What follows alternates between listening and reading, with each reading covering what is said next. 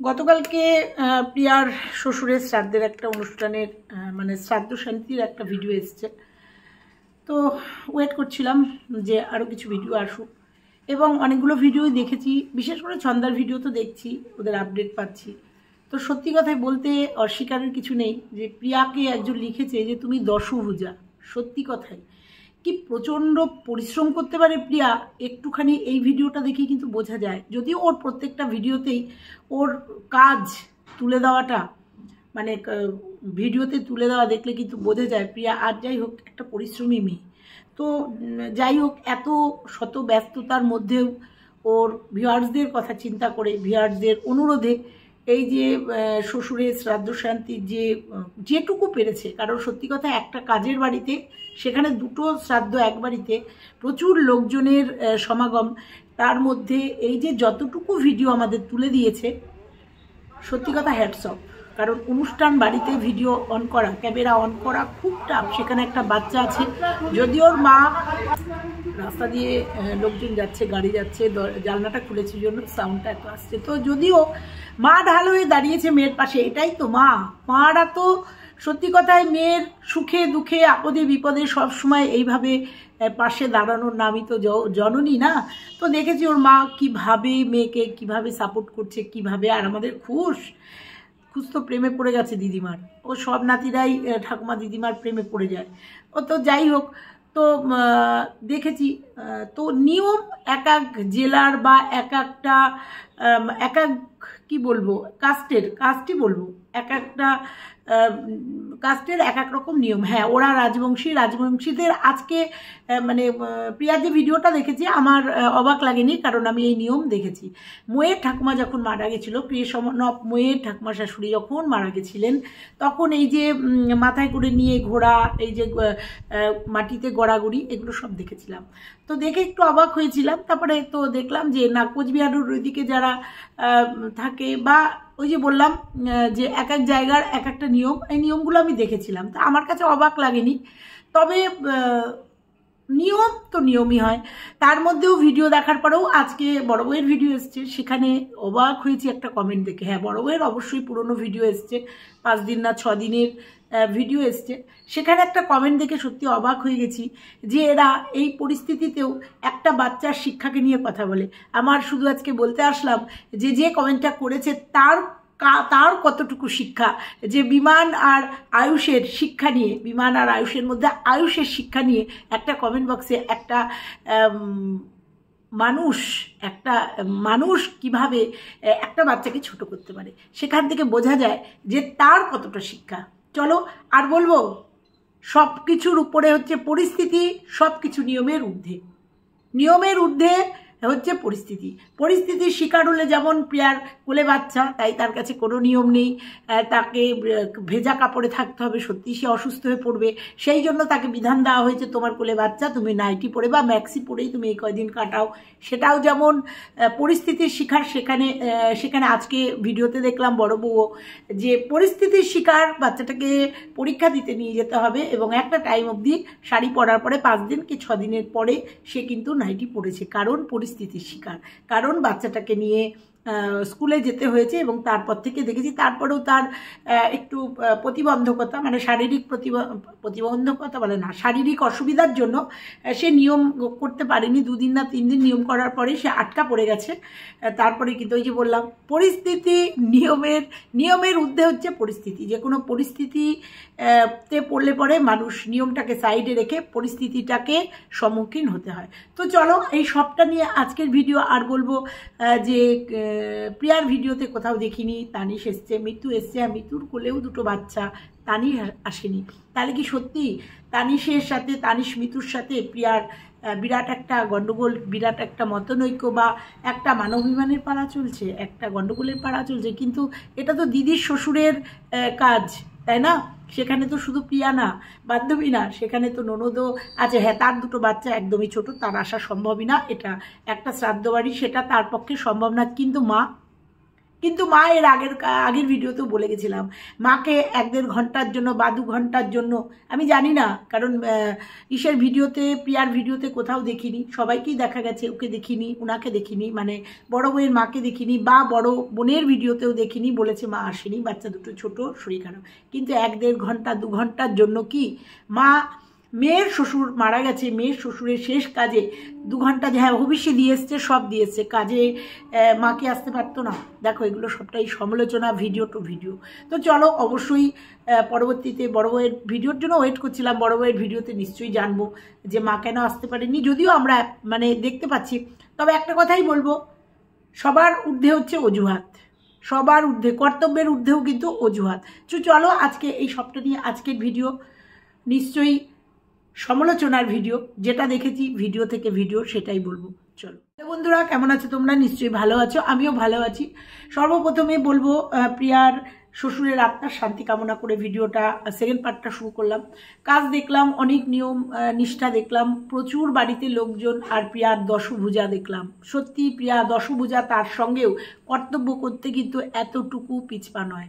নিজে এবং নিজের মা, প্রত্যেকের জন্য যে পোশাকগুলো এনেছে মার হাত দিয়ে বিমানদের বাড়িতে, প্লাস নিজের শাশুড়িকে ডেকে এই যে কর্তব্যগুলো করা, বা বেরিয়ে গিয়ে বাচ্চা 3টের জন্য জামা কাপড় নিয়ে আসা, বাচ্চা 3টে না 4টে বাচ্চার জন্য, বাড়িতে আরও 2টো বাচ্চা আছে, তারপরে নিজেদের বাড়িতেও আরও 1, 2, 3, 5টা বাচ্চার জন্য এই যে জামা কাপড় নিয়ে এসে, এখান থেকেও কিন্তু কর্তব্য, একদিকে ভিডিও, আর একদিকে কর্তব্য, আর একদিকে বাড়ির কাজ, মানে তার মধ্যে বৃষ্টি, এই সমস্তটা নিয়ে প্রিয়ার কাজ। সত্যি কথাই মানে মন কাড়ার মতো ভিডিও, যে এত কাজ একটা মেয়ে এক হাতে। তো যাই হোক, পরশু দিনের আগের দিন বোধহয় শ্রাদ্ধ হয়ে গেছে, তোমাদের বলেছিলাম। তারপরে তবে আমাদের নিয়মের সাথে এদের নিয়মের অনেক তফাৎ, যেটা হচ্ছে শ্রাদ্ধের দিন আমাদের নিজেদের বাড়ির লোকজন খাওয়া দাওয়া করে। হ্যাঁ, যারা অ্যাকচুয়ালি যারা হবিষ্যি, যারা শ্রাদ্ধ শান্তিতে বসে, তারাই একমাত্র একদম বিকাল 4টে 5টা, আমারও তো শ্বশুর শাশুড়ি দুজনেই গেছেন, করেছি। আমাদেরও খেতে খেতে সূর্যাস্তের আগে সমস্ত করে স্নান করে এসে, মানে ওই পিণ্ডদান শ্রাদ্ধের সমস্ত কাজ সারাদিন লেগে যায়। তারপরে পিণ্ডদান করে, মানে লোকাল পুকুরে প্রাথমিক যে পিণ্ডদান করে আমরা স্নান করে এসে তারপরে জাবরা হবিষ্যি হয়েছে, এবং সেই জাবরা হবিষ্যি খেয়েছি। আর আমাদের বাড়িতে যারা আত্মীয় স্বজন তো অনেকে আসে শ্রাদ্ধের দিন, সেদিনকে আমাদের বাড়িতে কোনো অন্যের ব্যবস্থা নেই, সেদিনকে আমাদের ওই কচুরি, লুচি, এই ধরনের কিছু খাওয়া দাওয়া হয়, তার সাথে পনির টনির এইসব নিরামিষ। তারপরেও একদিন রেস্ট, তারপরের দিন জ্ঞাতির পায়ে আমাদের তেল হলুদ, মানে জ্ঞাতির থেকে তেল হলুদ দিয়ে, জ্ঞাতির পায়ে তেল হলুদ দিয়ে তারপরে আমাদের ঠাকুরমশাই সিঁদুর দেয়, মানে করে, তারপরে আমরা সিঁদুর পরি এবং তেল হলুদ খেতে পারি। এবং মৎস্যমুখী একদিন বাদে জ্ঞাতির পাতে আমাদের মাছ দিতে হয়, মানে যারা শ্রাদ্ধ করেছে, মানে আমাদের বাড়ির ছেলেরা, আমাদের 5টা ভাই তো, ছেলেরা জ্ঞাতির পাতে মাছ দিয়ে তারপরে তারা গ্রহণ করে, তার আগে করে না। এবার ওই যে বললাম, এক একজনের এক একটা নিয়ম। এদের দেখলাম শ্রাদ্ধের দিনই খাওয়া দাওয়া, 10টার পরে খাওয়া দাওয়া। হ্যাঁ, রাতে তো হবেই, সারাদিন শ্রাদ্ধের প্রচুর কাজ থাকে, 14 পুরুষের ঘরে জল দেওয়া, প্রচুর কাজ থাকে। আর এই যে প্রিয়া বলছিল না যে ঠাকুরমশাই একটার পর একটা বলছে, এটা একদমই ঠিক কথা। ভুজি দেওয়া, খুচরো পয়সা, প্রচুর জিনিস, একটা শ্রাদ্ধে প্রচুর জিনিস লাগে, এবং সেটা সম্পূর্ণই দেখলাম প্রিয়া অ্যারেঞ্জ করলো, মানে প্রিয়াই যেহেতু প্রিয়ার কাছে ছিল, এবং প্রিয়াই মনে হলো সবটা করেছে। পরবর্তী ভিডিও আসলে নিশ্চয়ই দেখবো, যে ওদিকেও আজকে যে ভিডিওটা আসলো ওখানেও দেখলাম যে বড়ও কম বেশি তার ঘরে যেটুকু কর্তব্য, ফল কেটে দেওয়া, তার বাড়িতে লোকজন। হ্যাঁ, প্রিয়া আজকে কিন্তু, মানে আজকে না, প্রিয়ার ভিডিওতে কিন্তু প্রিয়া একটা মারাত্মক সত্যি কথা বলেছে, যে ওর ঘরেও লোকজন আসে, কারণ সবসময় ও ক্যামেরা অন করে না। এই যে পিস্তত ননদ, নন্দাই, এই যে যারা যাতায়াত করছে, যারা ছন্দার ঘরে টরে দেখা গেছে, প্রিয়া ভিডিও দেয়নি, ভিডিওতে দেখায়নি, তার মানে প্রিয়ার ঘরে যে যায়নি সেটা না, সেটা কিন্তু প্রিয়া একদম পরিষ্কার করে দিয়েছে। কারণ সত্যি কথাই, যারা আসবেন আত্মীয় স্বজন, তারা যেমন এদের সবার বাড়িতে যাবে, বড় বউয়ের ঘরে, ছন্দার ঘরে, কারণ সবাই তো রিলেটিভ, অতএব প্রিয়ার ঘরেও নিশ্চয়ই যাবে, প্রিয়ার ঘরে নিশ্চয়ই গিয়ে চা বা শরবত বা 2টো গল্প করবে, কথা বলবে। না, প্রিয়া হয়তো ক্যাপচার করেনি জন্য আমরা দেখতে পাইনি, তাই বলে ওর ঘরে যে মানুষ যাচ্ছে না বা যায়নি সেটা কিন্তু নয়, সেটা প্রিয়া কিন্তু ক্লিয়ার করলো, নিশ্চয়ই পেছনে কোনো কারণ আছে। নিশ্চয়ই কারণ আছে, আর তোমরা যারা বুদ্ধিমান বুদ্ধিমতী তারা নিশ্চয়ই বুঝে গেছো। তো এই তো গেল। তো এবার বলি, প্রিয়া মেয়েটা তো খুব সুন্দর হয়েছে, তোমার নীলপরিটা খুব সুন্দর, এত ভালো লাগছিল খুশকে। কিন্তু আমাদের বাড়ির লোক একদম পছন্দ করে না ছেলে মানুষকে মেয়েদের জামা পরানো। আমার বাবানকে একদিন পরিয়েছিলাম, তো যাই হোক আমার খুব ভালো লাগে। তো ভালো লাগলো, খুশের জন্য একটা সুন্দর জামা নিয়ে এসেছি, খুব সুন্দর লেগেছে। এত দুঃখের মধ্যেও শ্রাদ্ধের অনুষ্ঠান মানেই তো একটা দুঃখের অনুষ্ঠান, একটা দুঃখের মধ্যেও সত্যি কথা প্রিয়ার ভিডিও দেখে একটু হেসেই দিয়েছি, একটু হেসে ফেলেছি। ও যখন বলছে যে দাদা ভাই আর আমার বরকে আমি চিনতে পারছিলাম না, আর লোকে আমাকে দেখে যারা ছিল অনুষ্ঠানে তারা আমাকে দেখে হাসছে, কারণ আমি হয়তো মুখের দিকে এরকম করে তাকাচ্ছে, হাত ধরে ঘুরতে হয়। সত্যি কথা আমি যখন শুনছি আমিও হেসে ফেলেছি। হ্যাঁ, আমাদেরও তো 5 ভাই, আমার হাজবেন্ড আর আমার ছোট দেওর একদম অনেকটা একরকম দেখতে, একদম ওরা ন্যাড়াটাড়া হয়ে পাশাপাশি দাঁড়ালে বোঝা যায় না, অনেকটাই বয়সের গ্যাপ ছোট ভাই আর আমার বর, কিন্তু হয় এরকম, কিন্তু এরকম ভুল না। তো অ্যাকচুয়ালি তাই অভিজিৎ আর বিশ্বজিৎ ন্যাড়াটাড়া হয়েছে, একদম একরকমই লাগছিল। থতমত খেয়ে গেছে প্রিয়া যে বরের হাত ধরতে গিয়ে না ভাসুরের হাত ধরে ফেলে। তো এই ব্যাপারটা শুনে একটুখানি এত দুঃখের একটা অনুষ্ঠানের মধ্যেও না দেখতে দেখতে হেসে দিয়েছি, যে সত্যি কথাই যেটা ন্যাচারাল সেটা প্রিয়া তুলে দিয়েছে, যে সত্যি যে এরকমও হয়, ন্যাড়া হলে পরে একরকম লাগে, আর ওরা তো একদম অনেকটাই একরকম দেখতে, মনে হয় যেন একই রকম অনেকটা দেখতে। তো প্রিয়ার ভিডিওটা দেখলাম, ভালো লাগলো। এইভাবে সুন্দরভাবে পরিবারকে নিয়ে প্রত্যেককে দেখিয়েছে।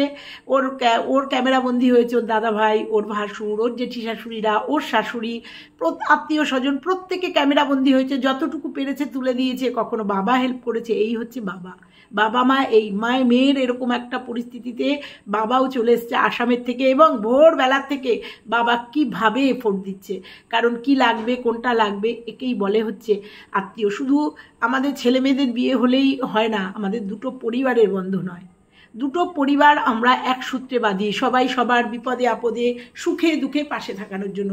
প্রিয়ার ভিডিওটা দেখলে সেটা আর একবার প্রমাণ হয়ে যায়, যে প্রিয়ার আজকে শ্বশুর চলে গেছেন না ফেরার দেশে, কিভাবে ওর মা বাবা চলে এসছে আসামের থেকে, এবং সকালবেলা উঠে চলে এসছে কোথায় কি লাগবে, আগের দিন তো এসছে, পরের দিন শ্রাদ্ধের দিনও কিন্তু ভোরবেলা চলে এসছে।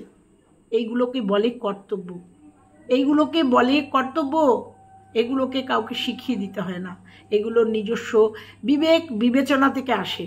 হ্যাঁ, ওদিকে বড় বউয়েরও বাবাকে দেখেছি এসছে, এবং বড় বউয়ের বাবাও অনেকটা এজেড।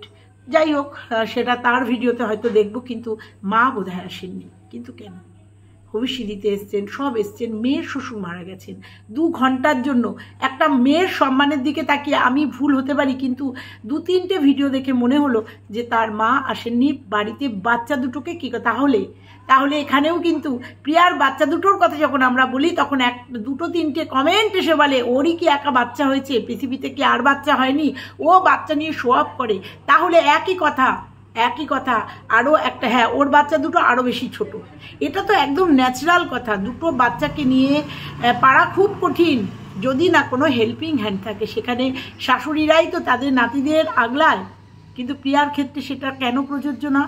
প্রিয়ার ক্ষেত্রে কেন প্রযোজ্য না যে আজকে যদি ওর শাশুড়ি, আজকে ওর শ্বশুর তো মারা গেছে, তার আগের কথা বলছি, যখন অসুস্থ ছিল, ওর শাশুড়ি যদি একটু দায়িত্ব নিত, তাহলে ওই বয়স্ক মানুষটাকে প্রিয়াকে হেল্পিং হ্যান্ড রাখতে পারতো না, হতো না। প্রিয়ার শাশুড়িও তো বলতে পারতো, ঠিক আছে আমি খুশকে আমার নাতিকে দেখব, তুমি তোমার কাজবাজ করো। আমরা কিভাবে প্রিয়া কাজ করেছে, যখন মা থেকেছে মা করেছে, যখন মা থাকেনি তখন কিভাবে বাচ্চাটাকে নিয়ে প্রিয়া কাজ করেছে এবং বাচ্চাগুলোকেও সামলেছে। একই কথা তো যাই হোক, এগুলো কিন্তু হয় বাড়িতে। নাতি নাতনি হলে ঠাকুমারা দিদারা এইভাবেই করে। এটা কোনো বিষয়ই না, এটা বলার কোনো বিষয় না। কিন্তু পাশাপাশি মেয়ের যখন শ্বশুর মারা গেছেন, সেখানে ভবিষ্যৎ দিতে এসছেন, সেখানে কিন্তু একবার আমার মনে হয় ঘন্টা 2-1-এর জন্যও বৌমা বা তানিশের বলা উচিত ছিল, মা তুমি 1-1.5 ঘন্টার জন্য হলেও একটু ঘুরে এসো। এটা আমার মনে হলো, যেখানে কোথাও দেখিনি। আবার হতেও পারে রাতের দিকে হয়তো আসতেও পারে, এটা উচিত।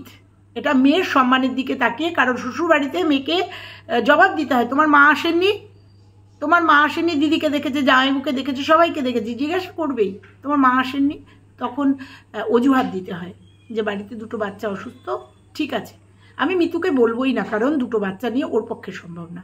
আর তানিশ, একটা কথাই বলবো, সম্পর্ক যদি সুখের হতো, ভালো থাকতো, অবশ্যই তানিশ যেত। আজকের ভিডিওতেও দেখেছি তানিশ 5 দিন না 6 দিনের দিন একদিন ওবিসি দিতে গেছে, আবার বড়টাকে নিয়ে, মিতাংকে নিয়ে আবার গেছে, গিয়ে বোধহয় কাঁঠাল টাটালও দিয়ে এসছে, দেখেছি গেছে দিদির বাড়িতে, যাতায়াত করেছে। কিন্তু শ্রাদ্ধের দিন কেন যায়নি জানি না। তো যাই হোক, খুব ভালোভাবে ওদের মিটে গেছে।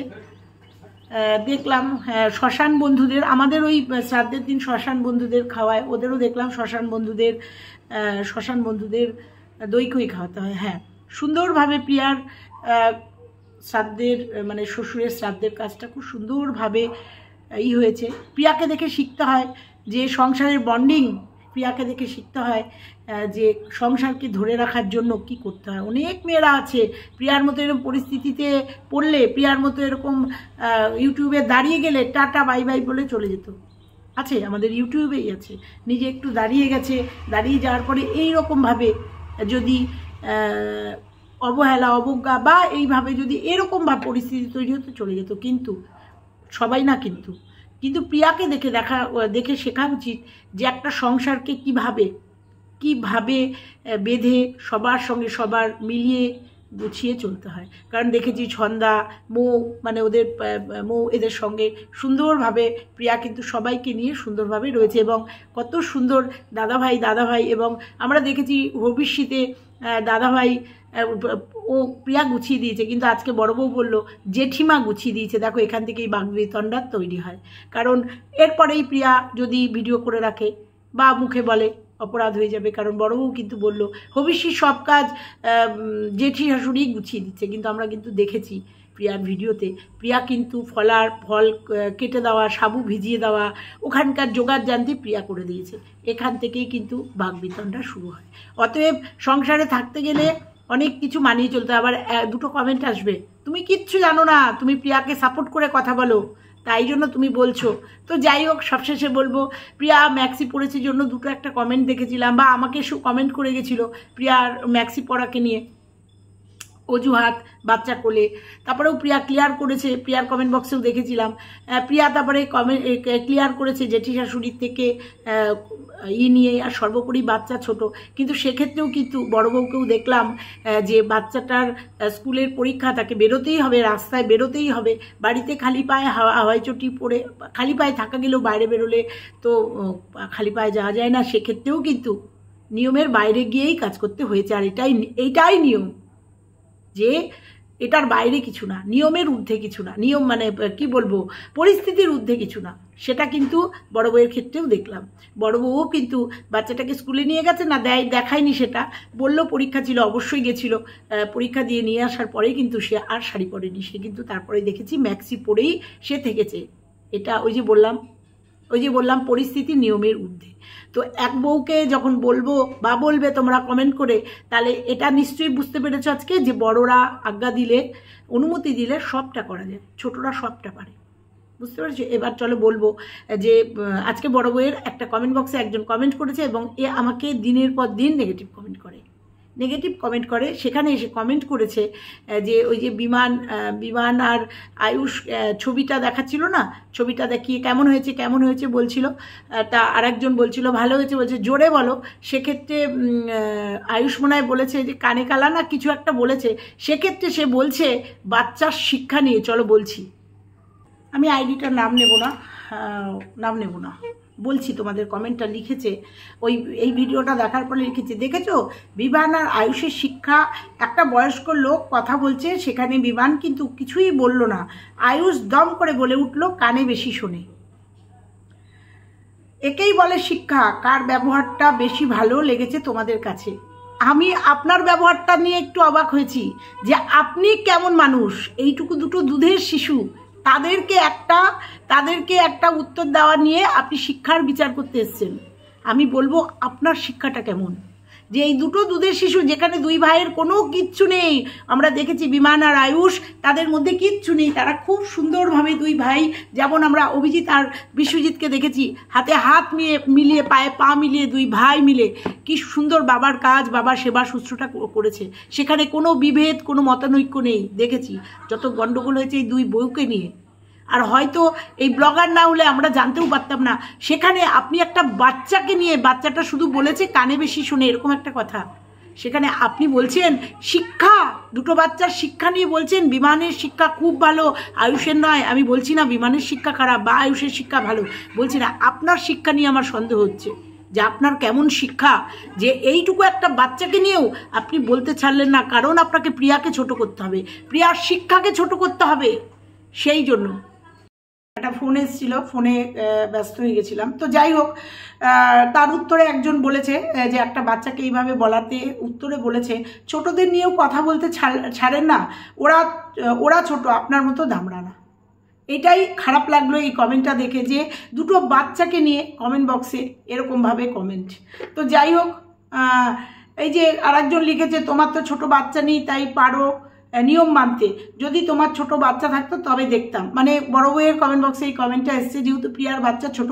এরকম তো কন্ট্রোভার্সি শুধু আমরা তো এখানে সমালোচনা করি ভিডিওর মাধ্যমে, কিন্তু কন্ট্রোভার্সি কিন্তু ভিউয়ার্সরাও করে, মানে কন্ট্রোভার্সি অর্থাৎ সমালোচনা, তাদের ভুল ত্রুটিগুলো কিন্তু কমেন্ট বক্সে তুলে দেয় তারা। এই যেমন এই যে এটা তুলে দিয়েছে, তার উত্তরে কিন্তু বড় বউ উত্তর দিয়েছে যে, তো যাই হোক, আজকে আর বড় করবো না ভিডিওটা। তো চলো আজকে ভিডিওটা এখানেই শেষ করলাম। ভালো লাগলে লাইক, কমেন্ট, শেয়ার, চ্যানেলে নতুন হলে চ্যানেলটা সাবস্ক্রাইব করে দিও। টাটা।